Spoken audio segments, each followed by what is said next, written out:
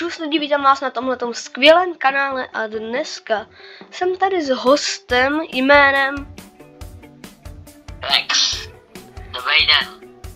Dobrý den, Rexy. Takže Rexy, řekni nám, co dneska budeme dělat v tomhletom úžasném videu, kde by lidi měli dát okamžitě teď like a odběr. V tomhle videu budeme dneska porovnávat sezóny Lego Ninjaga, tak buďte připraveni. Máme tady pilotní sezónu rovnou hned ze začátku, protože to by mělo být jiný na začátku. Jako kam bys to dal, pilotku? Pilotní sezóna, tak to je takový ten dobrý začátek. Ten bych klidně mohli bychom klidně zařadit mezi Good. Jako bestko to není, ale To není, no. jako hůř si podle mě zaslouží. Takový dobrý začátek. Takže jako Good, no to nevím. Jako když Good, tak bych to dal aspoň na konec Good nebo na začátek Mid, ale ta animace lehce pokulhává, jako už je to trošku starší. Jako mohli bychom dát tady to Midko, zase jako nepřichlame na začátku. Jsou tam i mnohem lepší sezóny. Jako, to je pravda. Jsou tam lepší sezóny i horší sezóny, jakože máme tady pořád odpad. No, hned tady můžeme dát tu první sezónu vlastně. Ninjago Rise of Snakes, jestli se nepletu. Zestup hadých kmenů, nebo něco takového, prostě něco s hadama a hadi od té doby byli všude. Takže jako Rexy, kam bys to dal hned na první dobrou, to Rise of Snakes, nebo jak se to jmenuje, Zestup hadích kmenů prostě. No Henry, s tím, že já jsem obří fanoušek hadů a celé této sezóny, tak já bych to dal asi určitě na úplný začátek Good. OK, já bych to tam taky dal na Good, takže jako na tom se asi shodneme dobře.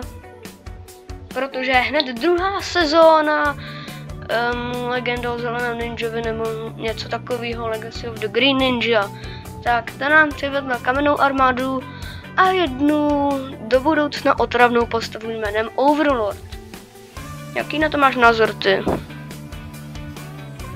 Pravda, že Overlord už tam potom bývá hodně i po této sezóně. Je to otravný, ale sezóna celkem dobrá, jako nevím, nelíbila se mi moc, ale jako zase všechno Ninjago je dobrý. No tak ne asi. Nevím. Ale tady tu sezónu bych dal za pilotní sezónu asi až. Na tom se shodneme. Takže je to v midu, no, je to takový mid. Ježišmarja, co to tady vidím za sezónu? Reboot tam byl už hned po druhé, hned za sebou dvakrát do Overlord. Byl tam znovu Pythor jako celkem dobrý, ale za mě to je zbytečná sezóna celkem. Jenom ten Zaynova smrt byla jako celkem jakože v poho. Taky si myslím, jako víc jak mid bych tomu nedával. Je to vážně taková já bych to dal. sezóna. Jo, já bych to dal možná i do špatný. Jo. No, jakože je to taková z těch horších sezon už, že jo. A máme tady i horší sezóny potom celkem, takže se je na co těšit v tomhle videu, ale pak už je tady jedna peak sezóna, úplně skvělá. A to je turnaj živlů. Možná To je první. na živlu. Turnaj živlů bych dal do best hnedka jako jednoznačně. Taky si myslím, to je na živlu byl velice zábavná a zajímavá sezóna. Chen tam předvedl skvělé kousky, které jen tak nějakýmu zábojákovi se nepodaří. Hlavně je tam BDS Klaus, ten je za mě lepší než Channel. Názor, jaký chcete, si udělejte. Tohle je náš názor jenom, aby jako někdo nebrečel jako teči mi třeba tady Rex, jo. Tohle je náš názor jenom, že... No, dobrý, držu. Takže turnaj živlů je za mě první, který může být tady v Best, že jo, Rexy, potvrď mi to hnedka teďka. Ano, taky si myslím, že Bestko je Bestko. No dobrý, drž hubu, už drž hubu. Takže posednutí, další sezóna posednutí, to je podle mě ještě lepší sezóna. Jedna z mých nejoblíbenějších postav v celém Ninjagu se tam hnedka objeví, takže Rex o tom ani nenechám právo hlasovat, ale to je prostě úplně nejvíc best, víc než turnaj živlů, že jo, Rexy, potvrď to. Dělej, potvrď to. Jo, takhle. Ticho. Já jsem si říkal, že to za sezónu. Jdeme na další sezónu teďka. Takže Okay. Skybound, ježiš, to je taky dobrá sezóna celkem za mě. Co myslíš ty, Rexy? Ty máš rád Nadakana. To mě velice bavilo. Nadakan je můj velice oblíbený zápoják, jeden z mých nejoblíbenějších. Dal bych ji taky mezi nějaký best. No, já bych to zase mezi best nedával, jo, ale jako můžu to dát do best, ale asi až úplně nakonec, anebo na začátek Goat to potom dáme, to přiřadíme ještě nějak. No a možná tady máme první odpad, anebo to dáme za reboot do špatného, protože tady máme Day of the Departed. Ty jsi ho moc neviděl, že jo, ani, jako viděl jsi ho, nebo ne? No tak jako trochu jenom z tvých videí. Lidi, kteří to neznáte, jeho videa určitě pomůžou. Podívejte se na ně, jsou skvělé. Ne, asi mám tam 2 edity, na to měly být 4, jenže YouTube mi to blokuje, takže čus! Ale no, není to moc dobrý ten Day of the Departed. Není to moc dobrý. Ty edity jsou na to, abyste se na to nemuseli dívat, protože jako vypíchne vám to v oči. A nejenom to, chcete se zabít, stejně jako Cole se chce uživit. Krutá realita. Takže to možná dávám do odpadu, mně se to fakt nelíbilo. Tak o tom teďka přemýšlím. Je to tak, odpad jak vyšitej. Tak nás.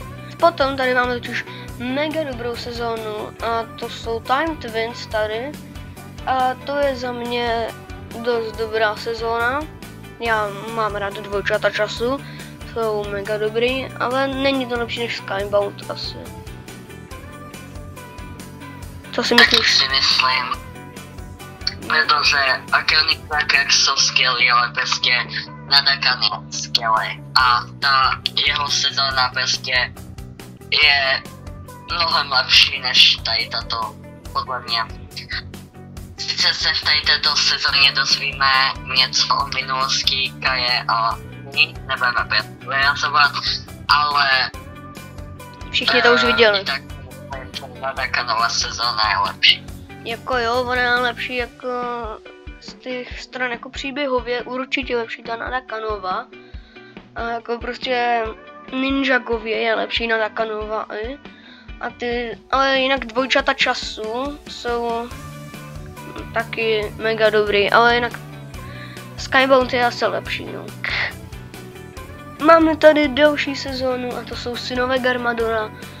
To je za mě lepší sezóna než je i turnaj živlů, nevím jak za tebe Rexy, ale za mě to patří ještě před to. Taky si myslím, úplně moje dětství, pamatuji si ty směšky na pevně, každé ráno si čekal na poctivě na nový díl. Byla to skvělá sezóna, vážně před turnaj živlů. Jo, před turnaj živlů jako není o čem, protože i ta 9. sezóna je úplně stejně skvělá za mě, jako byla ta 8. Za mě to patří hnedka vedle sebe tady ty 2 sezóny. Rexy, dodej názor svůj.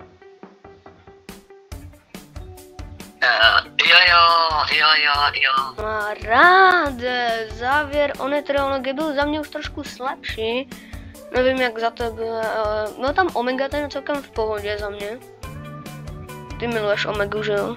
Jo, taky si myslím, je to můj druhý nejlepší super padouch, miluji ho, ale sezóna je velice krátká a sice jako napínavá je, ale ta krátkodobá sezóna je jako, je tam pár dílů a to je velice špatný. 4 díly. Udělat další.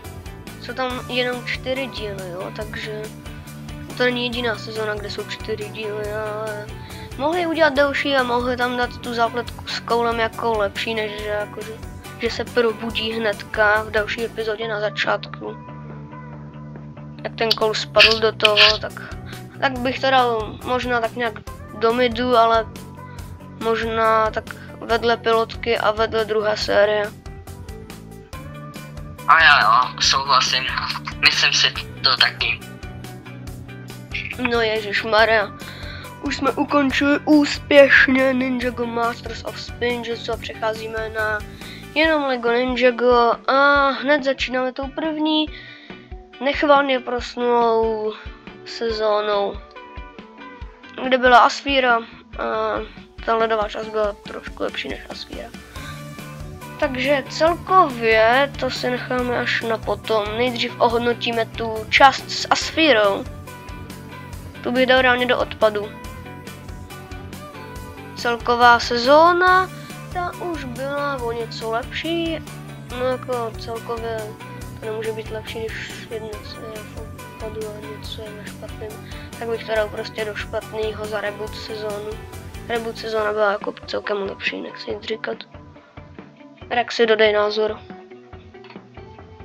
Jo, taky jako asi podle mě jako proč ne? Číhají na nás ještě mnohem lepší sezóny, než je reboot nebo tady tato. OK, takže se můžeme vlastně vrhnout na 100krát lepší epizodu, si dovoluji říct. A to je Prime Empire. Ty máš rád to na Gamiho, tak ty můžeš k tomu něco dodat. A kam bys to popřípadně dal? Já do Good.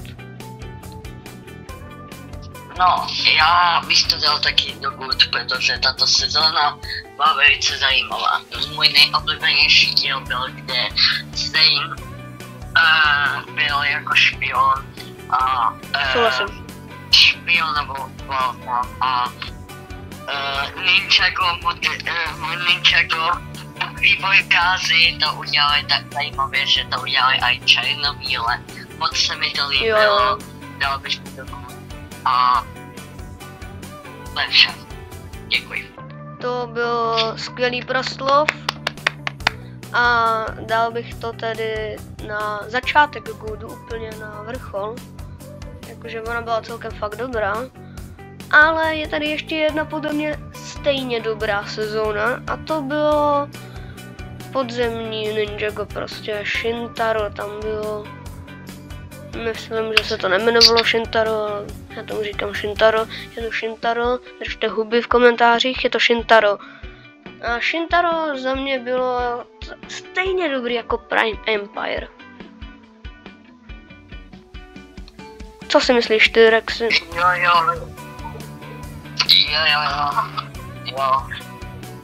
Shintaro, i když se to tak nejmenuje, tak buď respektovat. Shintaro, si myslím, že bylo to tak na stejné úrovni, jako bylo Prime Empire. Vážně obě dobré sezóny, moc doporučuji. Jo. Tady ty sezóny jako to z Lego Ninjaga je asi možná to nejlepší, co to může nabídnout tady tyhle ty sezóny. A samozřejmě jako jsou tam lepší epizody z Masters of Spinjitzu a potom i z Dragon's Rising. K tomu se ještě dostaneme, protože nejdřív tady máme zase zbytečnou sezónu, která má zase 4 díly.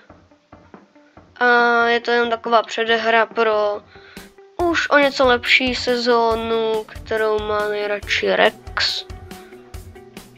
Ale najít to se nevím ani jak se jmenuje. Ztracený ostrov, myslím, že to něco to jako je celkem špatný, já bych to dal nakonec špatnýho. Co si myslíš ty? Jo. Taky si myslím, sice to byla taková předehra mojí nejoblíbenější sezóny, kde je můj nejlepší zápoják, což to je jako většina z zápojáků, ale to vám může Henry potvrdit. Ale jinak, abych se zastavil v té sezóně, sezóna nebyla moc zajímavá, byla zase krátká a jako, nevím, takový špatný, no. Jo. Nakonec špatný. Jo. Ale teď tady máme tvoji oblíbenou sezónu a mého oblíbeného chobotničáka, kterýho úplně taky miluješ, takže ty máš reálně vystavený tady ten plakát, který je vlastně tady, že jo? Který tady mám, tak ty ho máš vystavený ještě k tomu, máš ho bez tak teďka přímo před sebou, takže o tomhle se můžeš rozpovídat, no jak dlouho chceš, dávám ti plnou volnost a mluv, dělej. No, tady tato sezóna byla nádherná. Nejvíc se mi líbilo ten příběh toho, že otec Kalamára byl natolik hodný, že adoptoval Mentomára, jestli víte, kdo to je. Ale Kalamár ho nevlastní bratr chtěl vládu a moc pro sebe, chtěl zničit suchozemskou říši nad sebou, takzvaně Ninjago, a v tom ho chtěl Bentomaj zastavit. Sice mu dával několik šancí, aby byli dobří bratři, ale Kalamár ho jen párkrát využil a potom ho odkopl jako koš. No, to by bylo asi všechno. Ještě se mi mega moc líbila Vojira, ale to už víte, že miluji hady. Potvrdíte. Jak obětování Nii, jako na to mám názor taky všelijaký. Ale zajímá mě názor tvůj, Rexy, na obětování Nii. Podle mě to byla velice odvážná situace. Udělali to dobře, ale podle mě chudák nezasloužila si to, ale jinak to podle Ninjago příběhu nešlo. Podle mě dobrá sezóna. Jako nezasloužila si to, ale dala nám tím úplně skvělý konec. Takže máme tady ještě poslední sezónu z Lega Ninjaga, pak už je Lego Ninjago Dragon's Rising a Crystallized. Prostě Crystallized, to je taková svatanina všeho, co jsme kdysi měli rádi v Ninjagu, tak to naspalo do jedné sezóny, aby jako řekli, hele, my jsme vám to tady hezky dali, tak to musí být skvělá sezóna, že jo? A hlavně tam je Overlorda, kterýho už jsme neměli rádi. Takže Rexy, mluv. Myslím, že to bylo velice přeplácaný a s tím, že tam byl zase Overlord, tak si myslím, že už ta sezóna ztratila velice velkou hodnotu. Sice vypadala zajímavě krystaly, tak komu se nelíbí, tak asi není člověk, ale dobrá. Ale prostě s tím, že tam byl Overlord a všichni ti padouchové, žádný nějaký nový, ještě lepší, tak ta sezóna ztratila strašně moc svoji hodnotu. Jo, ono to mělo dobrý budování, jakože že oni zjišťovali, kde křišťálový král a pak za tím jako stála ta Harumi zase a Harumi je mega peak postava za mě, takže jako to bylo dobrý, jenže pak Overlord, já myslím, že to bude aspoň někdo nový, kdyby to byl, ale on to byl Overlord. Taky si myslím, Henry, že tady tato scéna, kde se ukáže, že je to Overlord, je strašně stupidní a jako umírali mi u toho oči, normálně celý jsem tam umíral. ale jinak jako dobře začala ta sezóna, ale špatně ukončená. Velice Fonnyho jako Jo, ne, asi ty jeho vole, otec. divný. Je to mega divný, všichni jsou tam pevný nějaký To ne, asi ty vole. a Vybouchnou zlatý zbraně, stvoří se z toho drak, ty vole. Overlord má 4 nohy, ty vole, umí lítat, je to kyklop, ty vole, nějaký. je to divný. Dobře načatá, špatně skončená. Přesný opak mojí nejoblíbenější sezóny. Tak nějak. Ale spasila to jedna sezóna. Jedna sezóna, která je tak dobrá, že byste měli napsat do komentářů Ninjago Dragons Rising je best, protože Ninjago Dragons Rising je best a hnedka tady máme první sezónu toho. To je jedna z nejlepších ér, která je za mě možná i do bestu, anebo na začátek good. Co ty na to říkáš? Taky divně skončilo Hokej Starlight, ale objevila se tato sezóna a tam mě zachránila. Jinak bych nedokázal už pomalu ani žít. Reálně, Tato sezóna prostě mega dobrá. reálně mě taky zachránila. Já jsem jakoby to, potom já jsem úplně přestal sledovat všechno Ninjago a to i před Skybound. Nevím jak Taky si myslím, že tato sezóna je velmi dobrá. Ani na Dakar, ani na Mal. No ani ne, ale před turnaj živlu bych to zase nedával, nebo možná, nevím, co ty? Jo, hodně bych dal. Vážně dobrá záchrana. Jo, je to jakože sezóna, která nás všechny přivedla zpět, Ninjago je tak moc zpátky. Že tady máme rovnou ještě lepší Dragons Rising a to je sezóna 2. To bych dal před to. Protože ta byla mega dobrá. Já miluju Syndra, ty vole. Oba dva milujeme rase úplně. A jako... Jo. Tam byl i taky vlastně v tom druhém partu té druhé sezóny. Tam byl taky ten turnaj živlů. Akorát, že ve většinu tak nějak, že jo. Byl tam ten Goofy a Chrouby tam byl, že jo, tak... A hlavně ty nový postavy, jako je Arin a Sora, tak ty jsou za mě všichni úplně best. Až na Wildfire. Taky si myslím. Wildfire se moc nepřevedla, ale podle mě nejvíc, co můžeme vidět, je v sezóně 2, je to, že Arin uvidí Uriase svého bývalého kamaráda ještě před sloučením, který se jmenuje Frak a má taky bývalnou schopnost, takže podle mě nádherný. Jo. Nádherná. Protože sloučení přivedlo vlastně, to jsme se dozvěděli v té druhé sérii, že sloučení dalo vlastně nové schopnosti novým lidem. Tak tam byla ta Euphrasia, nebo jak se jmenuje, prostě mistr větru. More 100krát lepší než Euphrasia, ale proč ne, že jo? A Frakovi to dalo živelnou sílu zemětřesení. Frak se potom obrátil proti rasově Arin, šel zase naopak s rasem. Zakázanou 5 osvobodili, což jako o tom se ještě pobavíme u 3. série, na kterou se asi můžeme vrhnout rovnou, ne? Taky si myslím. Jdeme na ní. Máme tady teda úplně zatím poslední Ninjago sérii, Ninjago Dragons Rising sezóna 3. To je možná i nad Cinema Garmadona. Nevím, jak ty myslíš, ale za mě je to nad nima.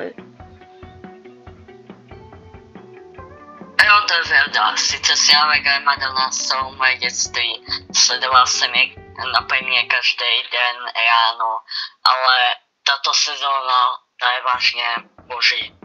Zakázaná 5 úplně nových 5 zápojáků.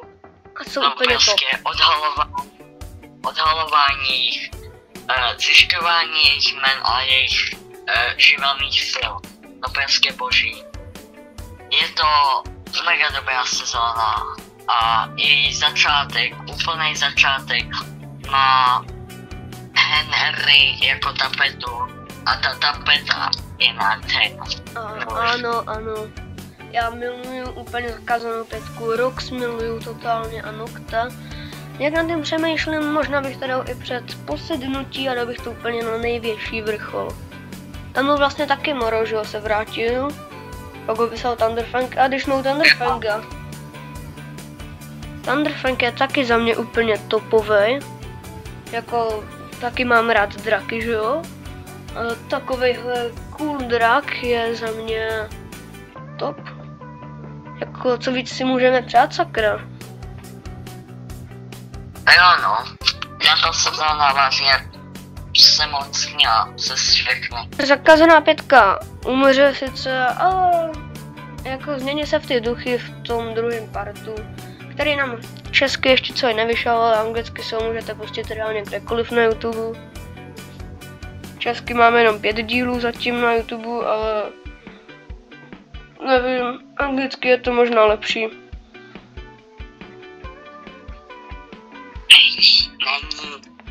Neposlouchejte ho, neblázen. Takže za mě náš tier list tady těch sezon dopadl možná divně, možná dobře, jako za mě je to divný, protože nejvíc máme v nejlepším, ale to za mě dokazuje jenom, jak je Ninjago úplně on top, jakože jak je dobrý, že máme tolik sezon v nejlepším, takže za mě, jako jak to hodnotíš ty, ten tier list? Zmínil bys tam něco, nebo tak nějak? Já bych asi nic neměnil. Tyto sezóny jsou prostě skvělý a všechny si zaslouží taky. A hodnocení je to prostě boží. Ninjago určitě sledujte a Tago, já se loučím. Tak čus, toho jste všechno slyšeli. Názor si udělejte, jaký chcete, tohle byl náš názor a prosím, jestli si uděláte lepší tier list než my, pošlete to na Instagram, neustejte do story, označte mě tam a já vám to přesdílím. A čus!